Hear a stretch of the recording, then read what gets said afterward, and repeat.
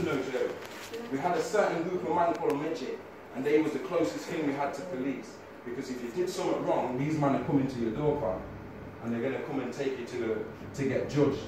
And the Pharaoh ain't going to step into them, because the Pharaoh don't intervene. It's ma'at for all, rich or poor, big or small. It's the same law. It's for everyone, even the Pharaoh himself. He has to be judged by ma'at. So we didn't have a need for this kind of society that we're in today, where you got have and have-nots. And you got, don't get me wrong, you did have a social structure, just the same as you have in Africa today. But you had like the royal house of Pharaoh, then you had the administration that does stuff for the country, you have the priesthood, and you have the army. Other than that, everyone else is the same. Do you understand? Everybody's got food, everybody's eating, everybody contributes to feeding this administration and the Pharaoh, but they have to be fed. So every area will contribute food and resources to the house of Pharaoh. And then the house of Pharaoh would use them resources to go back into the country and do the work of the gods, like build temples and make sure these people are good here or do this here. So it was like a self-reviving process. Over the years that broke down, coming down to Ramesses III. Ramesses III was the last great pharaoh of Egypt. When I say last great pharaoh of Egypt, I mean he was native Egyptian, he was born in Egypt. And he's the one that they did the DNA test on the other day and discovered he belongs to the Hyksos group. That means sub-Saharan black people. He didn't belong to no Arabs, he didn't belong to no mixed people. He was a Hyksos black African like me and you today. And this is late in Egyptian history at the end, the last great pharaoh, and was still black. Do you see what I'm saying? And he ended up getting killed anyway. But before he got killed, white people tried to come into Egypt 5 more times. From the west, from the east, from everywhere, on water, on land, and they tried to fight, take down Egypt when he was on the throne, when Egypt was very weak. When I say Egypt was very weak, like I said, the house of Pharaoh lost power, so all the respect went. People are robbing tombs, people are robbing temples, all the respect went, the kingdoms fell apart. The whole prestige about the house of Pharaoh fell apart. So when these Tamar attacked us in 1197 BC, calling themselves the sea people, I'm talking about it wasn't one group of people like the Hyksos. This time it was every nation of white people in the planet, all of them. And they all listed from fucking France all the way down to fucking Russia. People. And pharaohs like Pharaoh Ramesses III and then Pharaoh Menartar listed them. Sorry, Pharaoh Menartar first, because they came first in his time after Ramesses II. And then later on, Ramesses III, they came again 5 more times, and he defeated them all 5 times. This is how much of a great warrior he was. He wanted to emulate Ramesses II. Ramesses II is known as Ramesses the Great. Yeah? And he's known as Ramesses the Great because he reigned for 67 years. That's how long he reigned. The Bible told us he chased Moses out of Egypt, and God drowned him in the Red Sea. But Egyptian records say, yo, this is one of our greatest pharaohs. When he died, he was an old man. He was 94 years old when he died.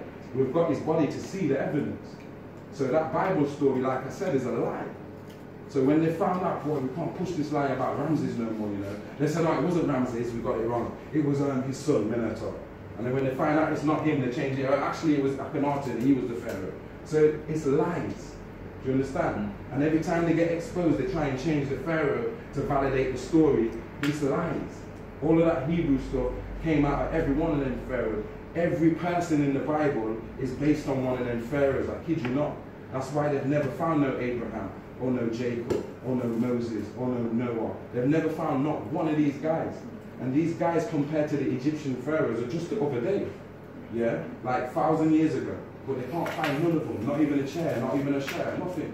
But you can find Ramesses' chair, or his toothbrush, or his comb. You can find man that are living 4,000 years ago.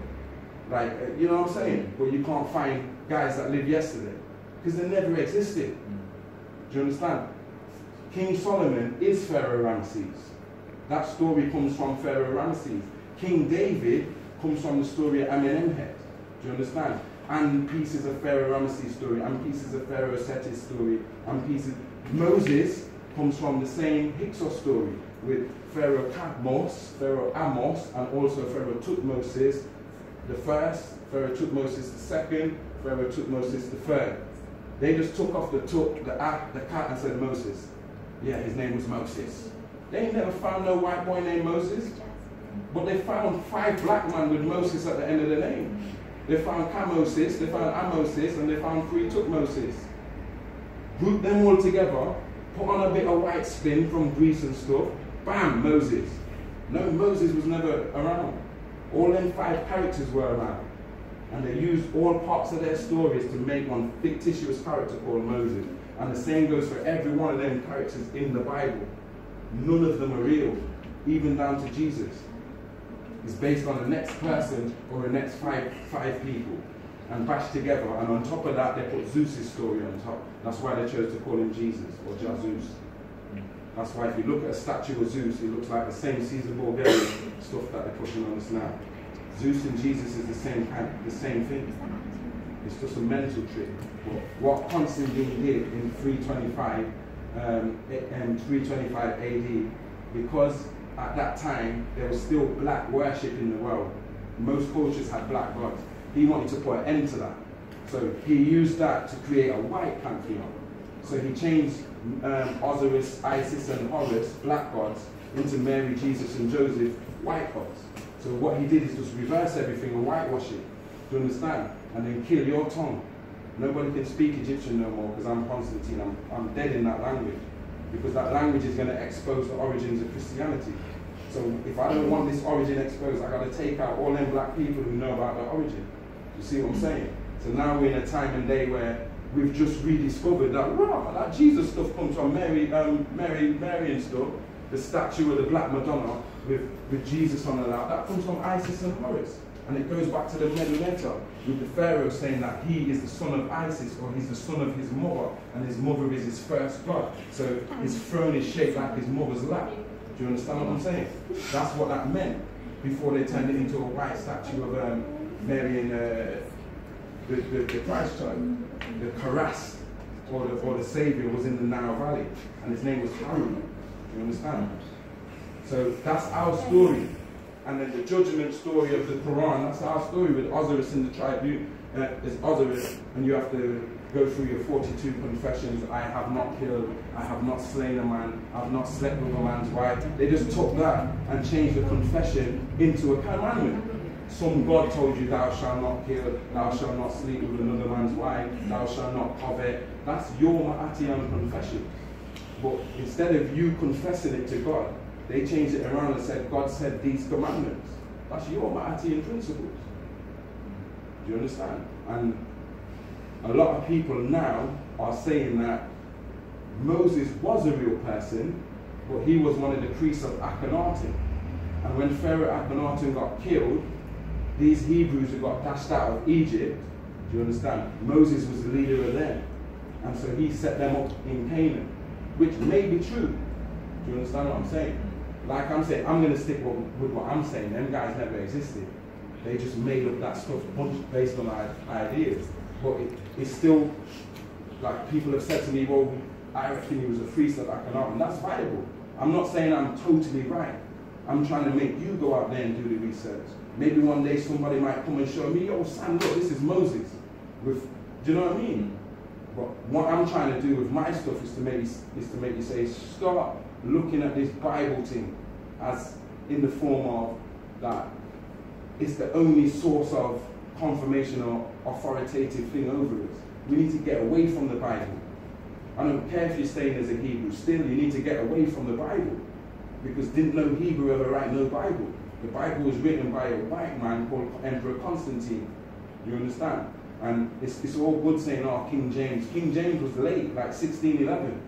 So he's saying we never wrote a Bible till 1611. That still don't make no sense to me. What about all the people who came before 1611? You see what I'm saying? So we need to get away from the Bible, and we need to get away from the Quran. And we need to start going into our own teaching. And I think that my book is a stepping stone into that.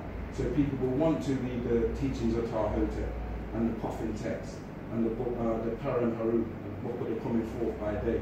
People will want to read it in the Litany of Day and the 7 tablets of creation and the Epic of Gilgamesh. This is our stuff, older than the Bible or the Kebra that's in Ethiopia, the glory of the Book of Kings. These stuffs are older than the Bible. you see what I'm saying? But we're relying on a white man's Bible to justify everything. We're validating everything by way of the Bible, when the Bible's a pseudo-history book. It's not even real history. It's got truth in there. It's based on black people, but it's not black people's book. Like certain Hebrew, oh, the Bible's really our book. Because no, it's not. It's not our book. It's based on our book. All of its stuff comes from our book. But that doesn't make it our book. That book was used to put us where we are now. Do you understand? The only time Jesus walked on water was on a slave ship.